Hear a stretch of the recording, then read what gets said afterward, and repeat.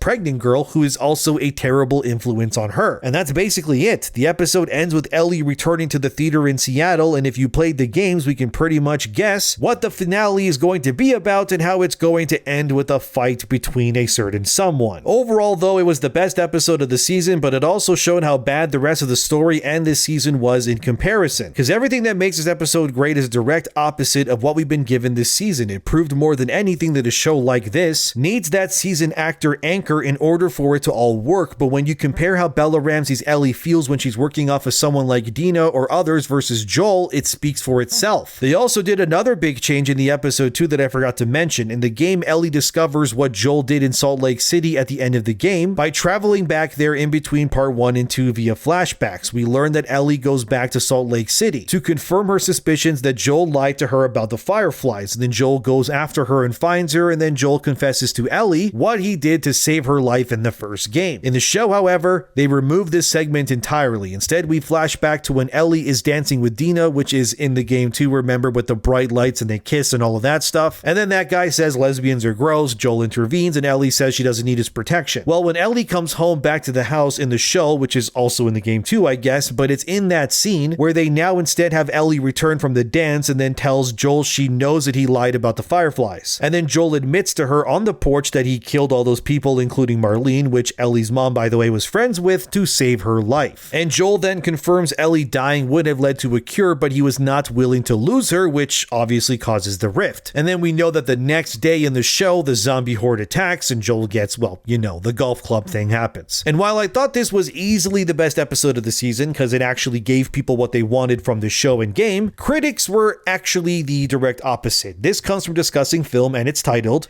Episode 6 of The Last of Us Season 2 showcases the HBO adaptation's worst habits. As you'll see, this critic especially hates the fandom and how the show is far better or worse recreating sequences from the game. I know it's dumb, but here's how they open their article. Going on a soapbox to critique The Last of Us as a franchise is a difficult though necessary task. While it is widely acclaimed video game series turned wildly successful HBO show, the brand is also associated with an intensely toxic fandom that has nurtured a culture of negativity for nearly nearly a decade. Naughty Dog Studios head Neil Druckmann, as well as involved talent like voice actress Laura Bailey and HBO series star Bella Ramsey, have been the subject of targeted hate campaigns. Even so, the franchise has continued to thrive thanks to its deeply resonant, emotional story and characters. Good way to start your article there, Discussing Film, just calling fans bigots, but I mean, as you'll see, they clearly think that you're all wrong and stupid anyways. They then say that the nuance of the story has been lost in this adaptation. Here's what they said. The emotional potency of The Last of Us Part 2 is often undercut or defanged in the HBO adaptation, mainly because series creator showrunners Craig Mazin and Neil Druckmann demonstrate a palpable fear of being misunderstood. In response to how the fan base received the two games, The Last of Us Season 2 has so far delivered an oversimplified and frictionless version of a story that thrives on moral ambiguity and nuance. Episode by episode, numerous adaptational changes add up to the notion that the show's creators have little faith in the viewer's patience. You're right, they simplified things at least, mostly because one, audiences, unlike a video game, can opt out easily in between episodes, whereas players buy the whole experience at once, and that's pretty much it. So of course they need to explain things, otherwise people will just leave. They're completely different mediums. They also say the shot-for-shot recreations the show does is from a lack of creativity. No, I'm not kidding. Here's what they said. One unique obstacle HBO's The Last of Us faces is that it is adapting one of the most cinematic video games that has existed in recent memory. The visual language of The Last of Us Part 2, especially in its cutscenes, translates so perfectly that Craig Mazin and Neil Druckmann often chooses just to recreate entire sequences shot for shot as an unambitious safety crutch, which is one of the incredibly frustrating creative impulses of the TV series. The big fan service flashback scene in Season 2, Episode 6, where Joel takes Ellie to an abandoned science museum for her birthday, is a prime example of this lazy storytelling. Of course, you don't like seeing a father taking care of his daughter because you want your girl power instead. Notice how they never bring up the objectively far worse moments with Dina and Ellie that got added too, but added some scenes with a man and his daughter suddenly, and it's all a problem. But here's where Discussing Film loses the plot. Here's what they said. Sure, you don't want to alter what already works, but how the show often fails to incorporate these scenes in between fresh material, or at least find new ways to block or stage the moments, creates a feeling of uncanniness. What's the point of pouring valuable time and resources into remaking the game's cutscenes in live action? Video games are inherently a visual medium, and any visual weaknesses the TV adaptation might have will stick out when a fan account posts the two scenes together in a side-by-side comparison to be digested by TikTok and Instagram Reels. Tied too much to the legacy of the games, this is where the HBO series is the most creatively bankrupt. Oh boy, tied too much to the legacy of the games. You mean the thing they're adapting and the whole thing is based on? You do realize without the games you have no show, right? What exactly are they supposed to adapt if not the source material? It sounds more like Discussing Film wanted a show about the game but be entirely different than what it actually is. This is like complaining that a Harry Potter movie will fight Voldemort like he does in the book. Yeah, that's how adaptations usually work. And what's the point of pouring money and time in recreating this then? Because it's a TV show? What are you arguing about here? It just sounds like your brain hasn't developed properly and you're just mad they actually had an episode that gave people what they finally wanted. They then argue that the best scenes of Season 1 are the episodes where two gay guys hug and kiss the whole time and not the Joel and Ellie stuff. I'm not kidding either. Here, I'll leave this excerpt on screen here. I won't read it because I'm not kidding, but look at this while I talk about it. As you're seeing on screen here, Discussing Film thinks the best moments are the ones not from the games, which is ridiculous, considering the parts of the show that got the most blowback was that episode of two gay guys just living in their little utopia, because their relationship had no bearing on the game or show's story mostly. It was just an episode created as Emmy award bait, that's all it was, and it was catering to those types of people that want to see more of that stuff. And when instead Season 1 could have used more time to, I don't know, flesh out Joel and Ellie instead of whatever the hell that episode was trying to do. It just sounds like to me that Discussing Film wanted anything but what The Last of Us was pretty much. They instead wanted a show that was name only but largely completely different, but at that point, why even create this in the first place? Maybe they'll do a spin-off show that follows entirely new characters on their own journey exclusively in a TV format in the future, and then there they can do whatever these people kind of want, but I wager based on how this show is doing, which I said in a previous video, that they've lost hundreds of thousands of viewers already, not to mention the audience score just keeps dropping too. Here it is on Rotten Tomatoes, sitting now with 39% rotten as proof in case somebody thinks that I'm lying about it, and then they say this, which reads, a few misguided adaptational choices can be forgiven. However, when taking into account all the decisions Craig Mazin and Neil Druckmann have made to tone down Ellie's journey, it ultimately culminates in a weaker, toothless ridiculous story. The result is a show with severe missed potential, far from the bold risks that made people fall in love with the Last of Us franchise in the first place. Well, just seems like this person wanted a show about nothing but new things. Yeah, that's just not what an adaptation is. This is like getting mad that Lord of the Rings doesn't have a subplot full of lesbians in the movie adaptation. I don't know, man, maybe because it didn't exist in the original story. But I think The Last of Us is a mess, and no matter what they really do, the show cannot salvage what is ultimately going to come forward. And it's very obvious that not only have the fans walked away, but critics are now mad too, because it's not giving into their ideals either enough. So no one's really happy, so now this game's story has angered everyone again for a second time. Well, it is what it is. While this was, in my opinion, the best episode of the season, it just further confirms how bad of a decision it was to kill Joel in the first place. It's just awful, man. By the time season 3 does come out, I just wonder how much of anyone will even care about this anymore, but I guess we'll see. What do you think? Are you still watching this? Let me know in the comments. Subscribe, like the video if you did, and I'll see you guys in the next one.